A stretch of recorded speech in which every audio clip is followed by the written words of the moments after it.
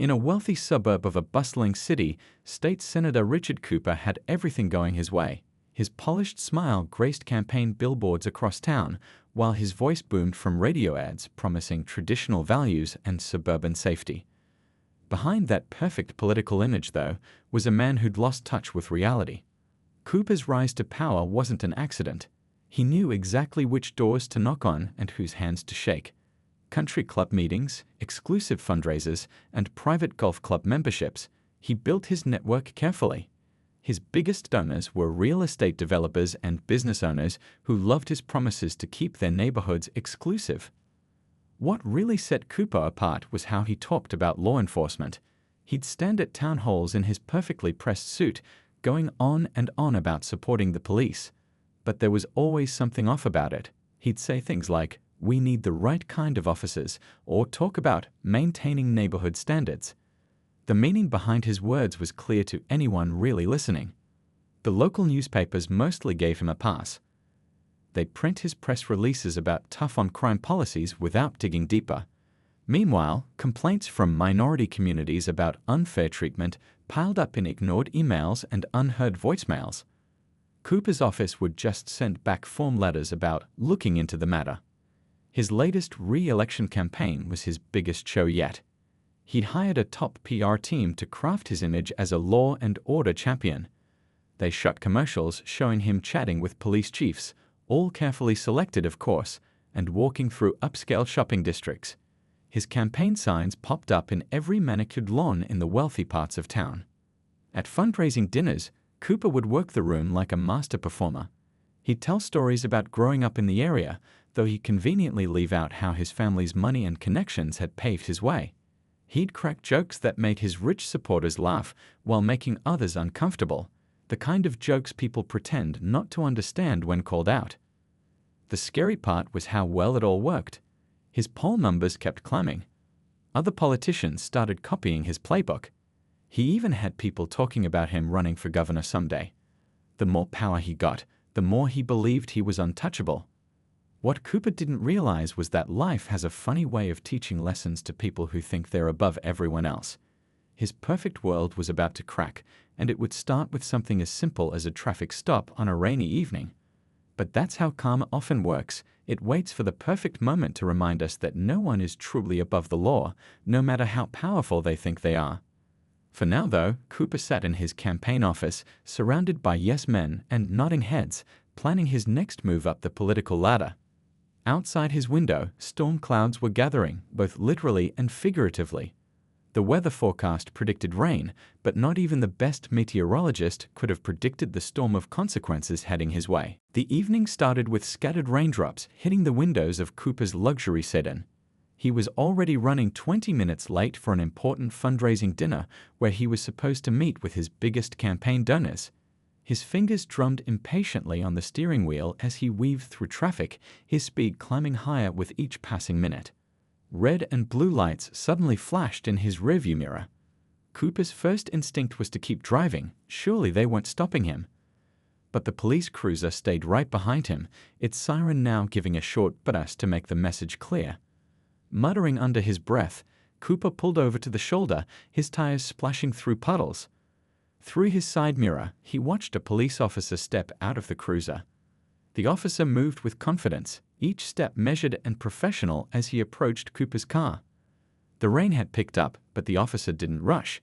He was doing everything by the book. "License and registration, please," the officer said, his voice calm and courteous. Officer Thomas Brown had been on the force for 12 years, earning commendations for his community work and professional conduct. But Cooper didn't see any of that. He didn't see the wedding ring or the small photo of kids tucked into the officer's vest pocket. He only saw what his prejudiced mind wanted to see. "Do you know who I am?" Cooper's voice dripped with condescension. He didn't reach for his wallet, didn't even look at the officer. "I'm State Senator Richard Cooper. I oversee the budget committee that handles police funding." Officer Brown remained perfectly professional. "Yes, sir, I recognize you. You were doing 78 in a 55 zone. License and registration, please." That's when Cooper's facade really cracked. His face flushed red as he realized this officer wasn't going to back down. "I don't believe this," he spat out. "I spend my career fighting for law enforcement, and this is how you treat me. Maybe if you focused more on real crime instead of harassing respected members of the community." The words that came out of Cooper's mouth next were ugly. The kind of words that reveal what someone really thinks when they believe they're above consequences. He questioned the officer's qualifications, made sneering comments about quotas and standards, each statement dripping with barely veiled racism. What Cooper didn't notice, focused as he was on his own anger, was a car that had pulled over about 50 feet behind them. A young woman sat inside, her phone steadily recording everything through her rain-streaked windshield. She'd stopped because she always documented police interactions, wanting to make sure everyone stayed safe. She never expected to capture a state senator showing his true colors. Officer Brown handled the situation like the professional he was. He didn't react to Cooper's insults or take the bait when the senator tried to provoke him. He simply wrote out the ticket, explaining each violation in a calm, clear voice that would later be praised by millions who watched the video. "Your court date is listed at the bottom of the citation," Officer Brown explained, still maintaining his composure. "You have the right to contest this ticket. Have a safe evening, Senator." As Officer Brown walked back to his cruiser, Cooper sat fuming in his car, the ticket crumpled in his tight grip. He was already planning how he'd make this problem go away, a few calls to the police chief, maybe some budget adjustments to teach them a lesson. He had no idea that in less than an hour, the video would begin its journey across social media, and his carefully built political career would start crumbling around him. The rain kept falling as Cooper finally pulled away, now even later for his dinner. Behind him, Officer Brown sat in his cruiser, taking a deep breath and documenting the encounter. Neither man knew it yet, but this routine traffic stop was about to spark a conversation that would reach far beyond their city's limits. The video started spreading like wildfire at exactly 8:47 p.m., just as Cooper was finishing his rubber chicken dinner at the fundraiser. The young woman who recorded the incident had shared it in a local community group, and within minutes, it began its journey across the internet. At first, it was just a few hundred views. People started sharing it with comments like, "Is this really Senator Cooper?" and "Everyone needs to see this." The video quality wasn't perfect. Raindrops on the windshield created a slight blur, but the audio was crystal clear. Every condescending word, every racist implication, every threat about police funding came through perfectly. By 9:30 p.m., local news stations were scrambling to verify the video's authenticity. Their phones were ringing off the hook with tips from people who recognized Cooper.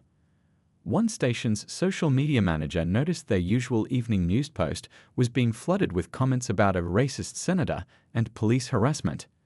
The thing that really caught people's attention wasn't just Cooper's behavior, it was Officer Brown's response. In an age where everyone seemed to be shouting at each other, his calm professionalism stood out like a beacon. Viewers were amazed at how he maintained his composure while being berated by someone who was supposed to be a community leader.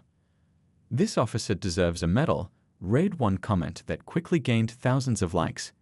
"He showed more class in 2 minutes than the senator has in his entire career." People started digging up and sharing Officer Brown's service record, his community outreach programs, his work with youth sports leagues, his military service before joining the police force. Meanwhile, Cooper was completely unaware of what was happening. He stood at the fundraiser, glass of wine in hand, laughing with donors about how he'd take care of that uppity officer tomorrow. But his phone was starting to buzz more than usual. His campaign manager stepped outside to take calls, each one making him more nervous than the last. By 10:15 p.m., the video had reached national news networks. Political commentators were already scheduling special segments. Social media platforms marked it as trending. People were sharing clips of Cooper's past speeches about law and order alongside the new video, pointing out the hypocrisy. The young woman who recorded the video was overwhelmed by interview requests, but she stayed anonymous, releasing only a simple statement. "I record these interactions to protect everyone involved." The video speaks for itself. What matters is how we as a community respond to it. Local civil rights organizations quickly organized an emergency meeting. They'd been collecting evidence of Cooper's discriminatory behavior for years, but now they finally had undeniable proof. The video had done what years of complaints and protests couldn't. It had exposed the truth for everyone to see. The police department's public information officer was swamped with media calls. She stuck to the facts. Officer Brown conducted himself with absolute professionalism during a routine traffic stop. The department stands by his actions. This simple statement somehow made Cooper look even worse. They didn't need to attack him. His own behavior did all the damage. As midnight approached, Cooper finally checked his phone. His face turned pale as he scrolled through hundreds of notifications. Messages from party leadership, missed calls from his campaign team, angry emails from donors, and countless social media tags all told the same story. His carefully constructed political image was shattering. The rain had stopped outside, but the storm Cooper had created was just beginning to gather strength. Tomorrow's newspapers were already changing their front pages. TV producers were piecing together clips of his past statements. Social media users were creating memes and hashtags that would haunt his career. But perhaps most importantly, ordinary people were having real conversations about power, privilege, and respect. In coffee shops and online forums, at dinner tables and office break rooms, the video sparked discussions about how people in authority should behave and how one person's quiet dignity could speak louder than another's angry power trip. The morning after the traffic stop, Cooper woke up to a political nightmare. His phone had hundreds of missed calls, and his email inbox was overflowing. But what really caught his attention was the morning news. Every single channel was playing the video of his confrontation with Officer Brown. As journalists dug deeper into the story, they uncovered something Cooper hadn't expected. Officer Brown wasn't just any police officer, he was a hometown hero. Local news stations ran special reports about his background. A decorated military veteran who served 2 tours overseas before returning home to protect his community. He'd started a youth basketball program in low-income neighborhoods and volunteered at the local food bank every weekend. Officer Brown taught my kid how to shoot hoops, one community member told reporters outside the police station. He doesn't care where you come from or what you look like. He treats everyone with respect, something our senator could learn from. Stories like this kept pouring in, painting a picture of a public servant who truly cared about his community. Meanwhile, reporters started digging into Cooper's past. They'd found a pattern of discriminatory remarks caught on hot mics at council meetings. They uncovered old social media posts he thought he'd deleted. Former staff members started coming forward with stories about how he really behaved behind closed doors. The business community, usually so loyal to Cooper, began jumping ship. The CEO of a major local corporation sent out a public statement. In light of recent events, we can no longer support Senator Cooper's campaign. His actions do not reflect our company's values of respect and equality. Within hours, other businesses followed suit, pulling their campaign donations. Cooper tried damage control. His PR team drafted a careful statement about regrettable words spoken in the heat of the moment. The people weren't buying it anymore. The contrast between his polished political apology and his raw behavior in the video was too stark. Every time his statement played on TV, stations followed it with clips of his tirade during the traffic stop. The police union, which had endorsed Cooper in every election, held an emergency meeting. They'd supported him because he claimed to be pro-law enforcement, but the video showed his true colors. "We stand with Officer Brown," their spokesperson announced. True support for law enforcement means respecting officers doing their jobs, not just using us as political props. Local religious leaders and community organizations that Cooper had ignored for years held a press conference. They shared statistics about how his policies had hurt minority communities. But instead of calling for his resignation, they invited him to attend town hall meetings and actually listen to his constituents. His absence from these events spoke volumes. Cooper's biggest shock came from his own party leadership. The same people who had been grooming him for higher office now saw him as a liability. "We need to have a serious discussion about your future in the party," his party chairman told him in a terse phone call. Political analysts started discussing replacement candidates for the upcoming election. Officer Brown, meanwhile, went about his duties as usual. When reporters camped outside the police station hoping for an interview, he simply said, "I was just doing my job like I do every day. That's all there is to it." His humility made Cooper's arrogance look even worse. The fallout spread beyond just politics. Parents used the incident to teach their kids about character and consequences. Teachers incorporated the story into lessons about civic responsibility. Local businesses put up signs supporting Officer Brown and the police department's professional conduct. As the day ended, Cooper sat alone in his campaign office, watching his career crumble on multiple TV screens. The rain had returned, drumming against his windows like nature's own judgment. His phone kept buzzing with more bad news. Another donor pulling out. Another supporter distancing themselves, another damaging story about to break. What he still didn't understand was that this wasn't just about one traffic stop or one viral video. It was about years of treating people as beneath him finally catching up. The power he'd thought made him untouchable had turned out to be his biggest weakness. The community's reaction to Cooper's behavior grew stronger with each passing day. What started as angry social media posts transformed into something much more powerful, a genuine movement for change. People who had never been politically active before were suddenly showing up at city council meetings, demanding accountability. Early one morning, a small group of retired teachers gathered outside Cooper's office with handmade signs. They weren't shouting or causing trouble, they just stood quietly, holding messages about respect and equality. By lunchtime, their number had grown to over 50. Workers from nearby businesses brought them coffee and snacks, showing solidarity in small but meaningful ways. The protest grew organically, spreading through neighborhoods that Cooper had long ignored. A grandmother who'd lived in the city for 60 years stood next to a young college student who just moved there. They shared stories about their experiences with discrimination and their hopes for a better community. The atmosphere wasn't angry, it was determined. Local business owners who had once feared speaking out against Cooper found their courage. The owner of a small diner near Cooper's office put up a sign reading, "All customers treated with respect here, no exceptions." Other businesses followed suit, their windows filling with messages of unity and support for Officer Brown. The city's religious leaders, representing different faiths and communities, organized an interfaith meeting to discuss healing community divisions. The gathering was held in a local community center, and people had to bring extra chairs as more and more residents showed up. They didn't talk about politics, they talked about being better neighbors. Cooper's wealthy supporters in the suburbs couldn't ignore the movement anymore. At their country club lunches and charity galas, the conversation kept coming back to the video. "I always thought he was just playing politics," one longtime donor admitted. "But seeing how he really treats people, I can't support that." The whispers turned into open discussions about finding a new candidate to support. The local high school principal used the incident as a teaching moment. Students in government classes discussed the importance of character and leadership. In one classroom, a teenager raised his hand and shared how Officer Brown had helped his family when their car broke down last winter. "He spent 2 hours making sure we got home safe," the student said.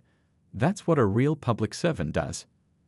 Parents started having difficult but necessary conversations with their children about treating everyone with respect. At dinner tables across the city, families talked about what it means to be a good citizen and how power should come with responsibility, not privilege.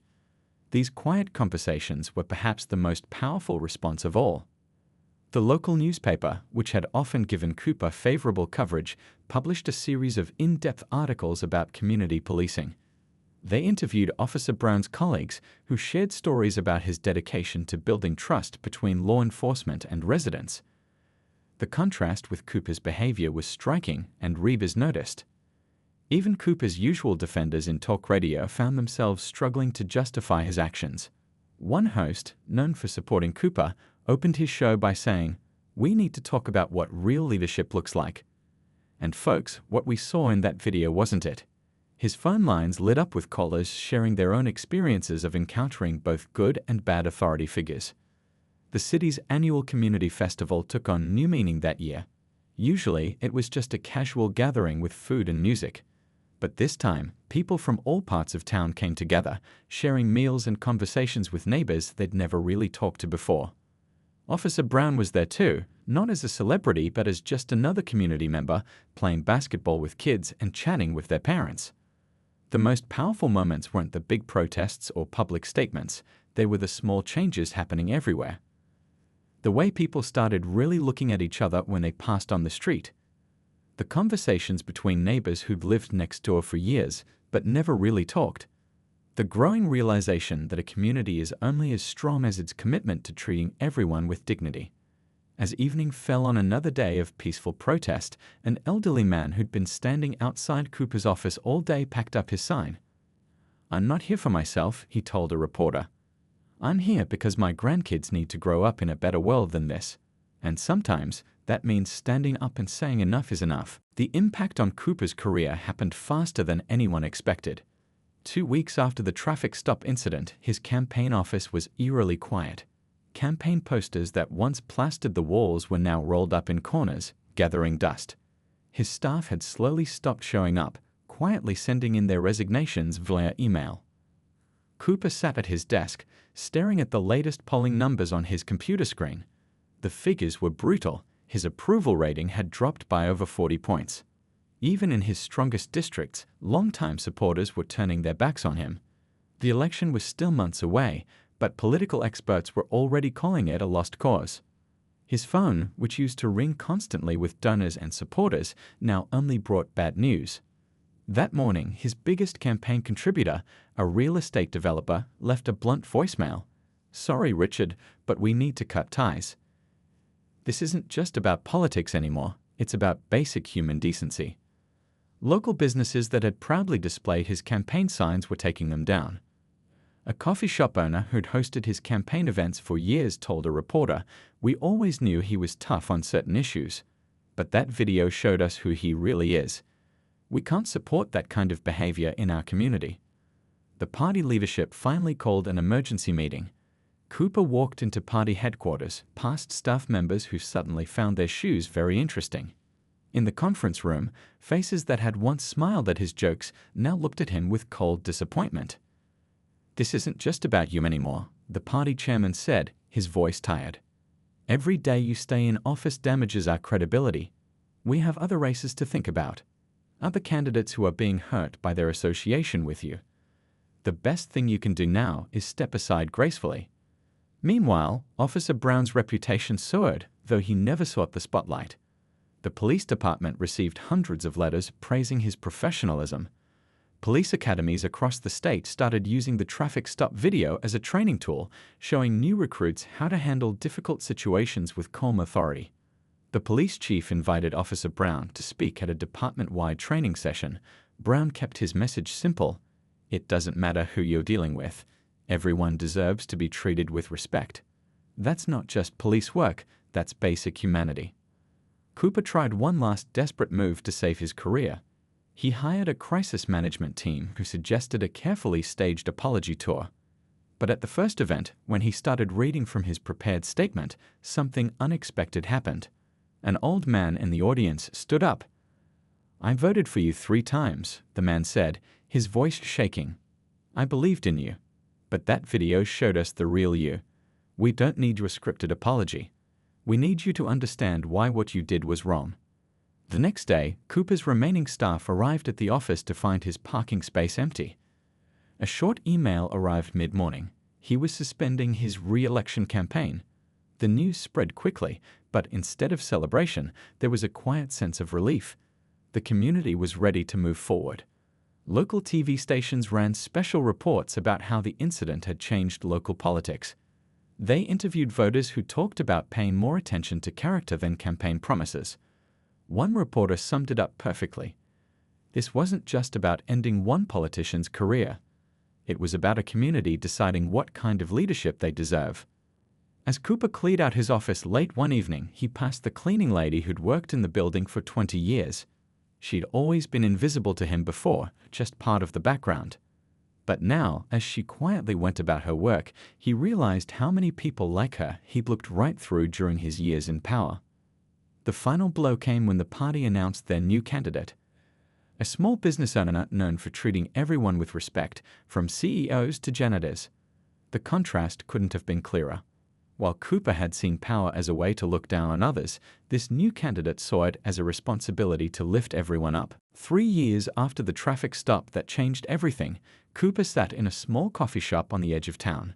The place was different from his old campaign meeting spots, No fancy lattes or expensive pastries, just good coffee and honest conversation. He'd been coming here every morning for the past year, slowly becoming part of a community he'd once ignored. The owner, an elderly man who'd run the shop for 40 years, had initially been wary of Cooper. But something about Cooper was different now. The expensive suits were gone, replaced by casual clothes. The politician's smile had faded into something more genuine, if a bit sadder. Most importantly, he actually listened when people talked. That morning, Cooper was preparing to give a speech at the local community center.